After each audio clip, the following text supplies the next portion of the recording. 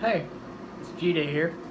So, I have this good $1 bill, and I bet you I can turn it into two perfectly fine $2 bills just by ripping it. Watch. Alright, so we have that, and all I gotta do is move things around a little bit.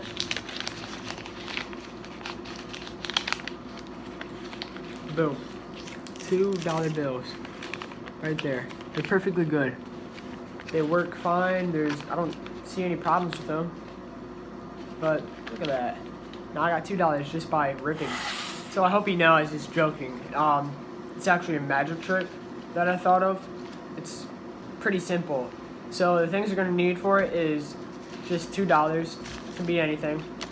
I mean, definitely not like one ripped dollar, but I mean you can if you want. Probably it's not gonna be the same, but $2, sheet of paper, tape, and scissors if you really want to be that special. So for step one, you're going to have to take the dollar and fold it either this side, like this, if you want two halves, or fold it on this side, like this, and then you got two halves. But you got to do it for both dollars. So here, let me do that for you real quick. And once you do that, you're gonna want to take a very small piece of tape, like probably the size of a pea even, like guess that big, not too big, and put it perfectly right here, not on the crease, on the other side, the open part right here, and then do that for the other one. Alright, so now that I've got my two folded and sort of small taped edges, these two right here, what you're going to want to do is you're going to want to take them, line them up first to check to see if when you folded it, it's going to line up. If not, you can just easily adjust it a little bit. But if it's fine, you're going to take your paper, rip or cut. I'm just going to cut because that's how it's going to be, like that big. You see that right there? And then just cut up. It doesn't matter how big it is, just as long as it's paper, because it makes it sound like you're actually ripping it. See, like that. And then with your dollar bill, you can choose either side again, doesn't matter, but make sure they're lined up perfectly to make it look like they're put together. Put your piece of paper over that, like here, let me show you, like this.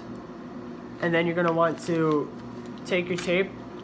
It can be a small one, it's like probably about a little square like this, and you're gonna want to put it on this edge right here. Once you do that, boom, and then you're gonna want to do the same for the other side, and make sure it's still lined up when you do that. So here, let me finish that for you just quickly.